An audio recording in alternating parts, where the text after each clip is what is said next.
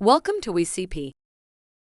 If you're struggling with downloading and viewing reports of all the candidates that took the test, this video walks you through exactly what you need to do so you can find all the details of the candidate in one place and share them with the talent acquisition team.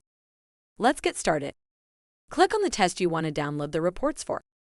Then navigate to the Candidates tab and click on Download Complete Reports on the right-hand side. Now you'll be able to see a pop-up window with default selected fields. You can easily select or deselect fields as per requirements. Once you've completed all of the steps, you have to go ahead and click on the Download button, after which you'll be prompted to save the file in .xlsx format. There you have it. In just a few steps, you have successfully downloaded candidate reports in an Excel sheet. If you're not already taking advantage of all WeCP has to offer, be sure to click the link in the description below to schedule a demo or sign up for a free trial.